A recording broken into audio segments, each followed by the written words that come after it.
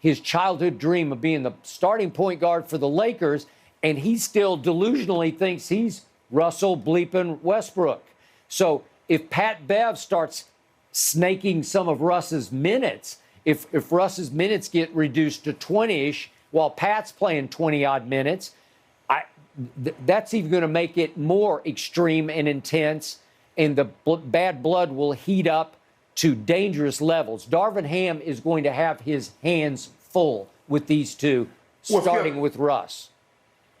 Didn't Rondo start off on the team, and then he and Russ had some issues. I think they got, for all intents and purposes, until Rondo was traded away to Cleveland. Yeah, I think I didn't discern anything that had happened in training camp or anything. It's just going to be healthy competition, but at the end of the day, Skip, we're trying to win, and what the guy, iron sharpens iron. And you try to make me better, I'm going to try to make you better. But at the end of the day, we got the same common goal. At least I hope that's what the case is. I still think this is so do not invite them.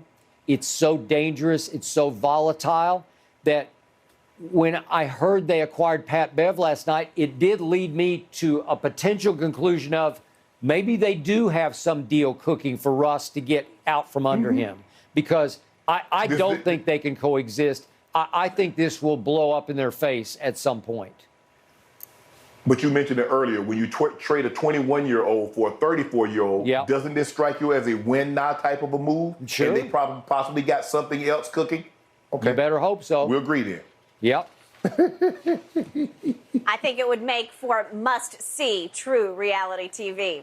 All right, guys, speaking of drama, is James Harden truly the most disrespected player in NBA history? No. That's coming up when Undisputed returns. Superstar teammate earlier this offseason. So, Shannon, scale of 1 to 10 for your team. How much is Pat Bev going to help them? I gave it a 7. I like the deal a lot. I'm not necessarily I love the deal because I don't believe Patrick Beverley is the defender that he once was, but he's better at defending than anybody the Lakers currently have. And Skip, maybe he can replace some of the defensive prowess that they lost in Caruso, that they lost in KCP, which was a lot of the defensive identity, and that's why they plummeted to 21st of the defensive rating, defensive efficiency last year. That was their calling card the first couple of years, is that they were really good on the perimeter with KCP, with Caruso getting on the floor, getting steals, getting loose balls. Then you had AD to protect the paint. When they won the championship, you look at what they had. They had AD, they had Caruso, they had Dwight Howard, they had KCP. They were a very, very good defensive team. I believe THT needs to go somewhere where he can have the ball more in his hands.